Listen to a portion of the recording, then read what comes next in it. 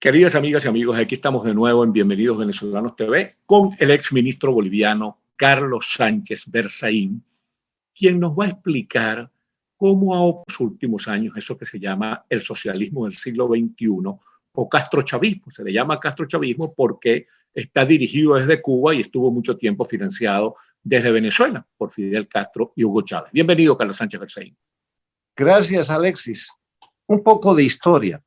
El año 1999 las Américas tenían una sola dictadura, que era la de Cuba, con Fidel Castro, que agonizaba en su periodo especial.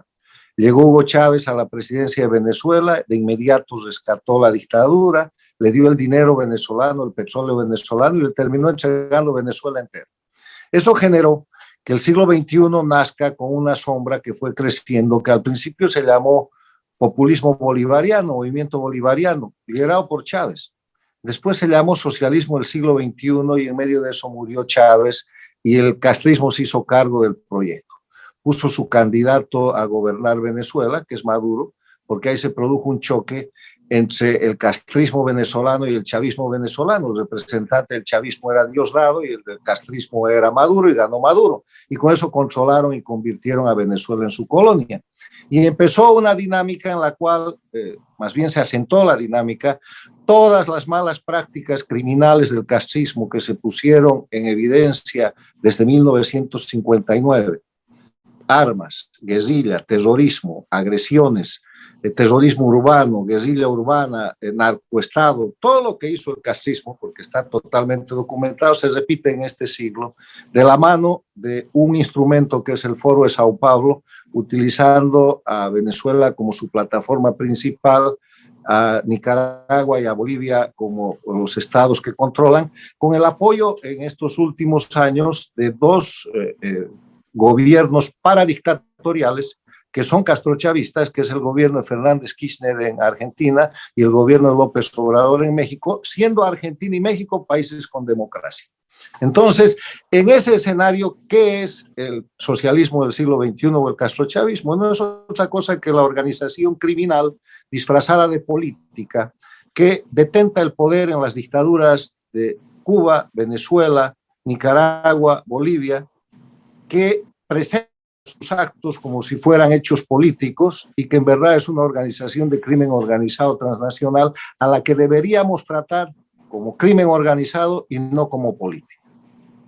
Sí, señor, esos son gobiernos realmente delincuenciales, muy comprometidos con el narcotráfico, con el terrorismo musulmán, con la guerrilla, con los aparatos guerrilleros de todas partes del mundo, especialmente los colombianos. Y bueno, ¿qué posibilidad hay de superar ese flagelo que azota a Latinoamérica con tanta furia como el COVID-19, que el socialismo es muy fácil, Alexis, o neocomunismo? Es muy fácil. Lo primero que hay que hacer es identificar al adversario. Esto es Cuba, el dirigente, quien lidera todo esto es Cuba. La Venezuela de hoy día no es concebible sin la intervención de Cuba. El retorno del sandinismo en Nicaragua no es concebible sin la dirección de Cuba. La Bolivia con Evo Morales no es concebible.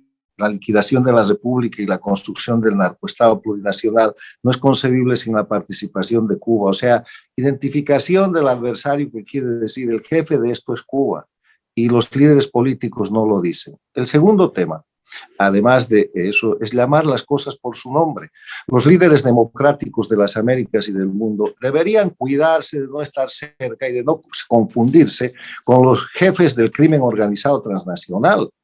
Los Díaz-Canel, los Castro, los Maduro, los Diosdado Cabello, los Evo Morales, los Luis Arce, los dirigentes de Nicaragua, los Ortega y los Murillo, no son política, porque la política es una actividad de servicio público sujeta a rendición de cuentas, fundada en el mandato del pueblo, con obligación de temporalidad y básicamente fundada en la aplicación de la ley y el Estado de Derecho. Y estos hacen todo lo contrario. Yo te invito a coger un código penal, cualquiera, de Venezuela, de Cuba, sus códigos penales. No dejan un delito sin ejecutar todos los días. Violan los derechos humanos, torturan, matan, roban o extorsionan.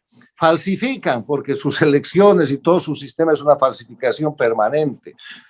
Prevarican, coaccionan, extorsionan, están metidos en el narcotráfico, en el terrorismo, y por si hubiera algún delito del que hay duda, Evo Morales y Ortega abusan de menores, están acusados por eso. Ortega está acusado de haber violado a su propia hija, y Evo Morales de tener delitos de ese carácter por llevar a menores de edad a un sistema de perversión abusando del poder. Entonces no hay un artículo del Código Penal, yendo de los derechos humanos a los crímenes de lesa humanidad, pasando por todos los delitos económicos y de corrupción que esta banda de criminales deje de cometer, y lo hacen como actos de Estado, sí, como actos de gobierno. Entonces, señalárselos, y los líderes democráticos, si quieren tener respeto y quieren salvar la política del crimen organizado, tienen que empezar a fijar distancia. Sí, señor. Bueno, esta fue una conversación con Carlos Sánchez Berzaín, ex ministro boliviano.